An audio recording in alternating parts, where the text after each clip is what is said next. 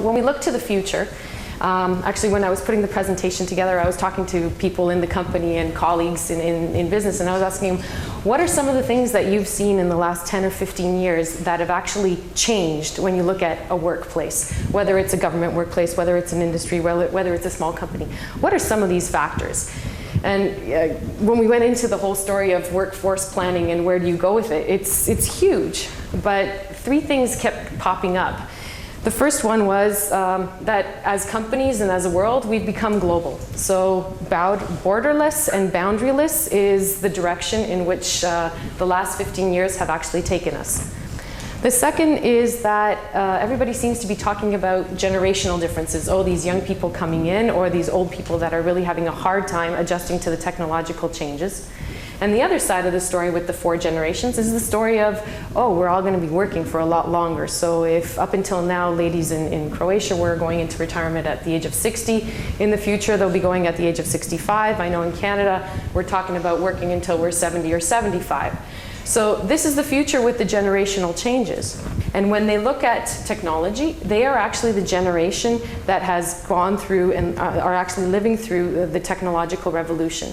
So for these young people, SMSing, text messaging, being on Google all the time and communicating through platforms is a very normal way of communicating.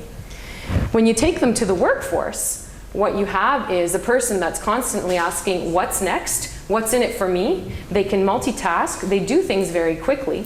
But on the other hand, being a techie expert, you have to make sure that you are giving them projects and initiatives with a clear, I'd say, result, because they are very result oriented. And what they said is CEOs today are not social enough.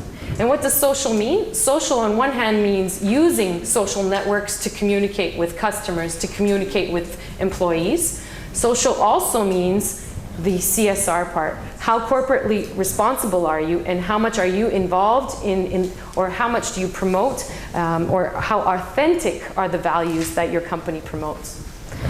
With the study, what they say is 16% of CEOs use social platforms and actually promote the values that their company has.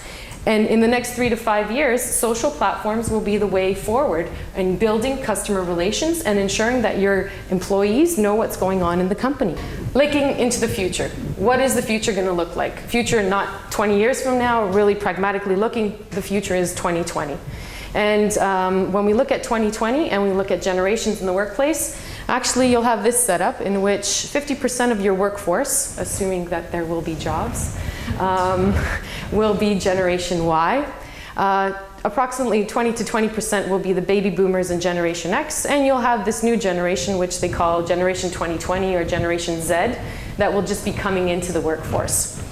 So from a generational perspective, when you look at your employees and their ages, there's some general classifications. If you look at the bottom here. So we have the veterans. So they were the ones born between World War I and World War II. You've got the baby boomers, and those were basically the ones that were born after World War II through to the mid-60s. Generation X, I fall into this generation. This is the 1965s to the 1980s. It's kind of like the Friends generation.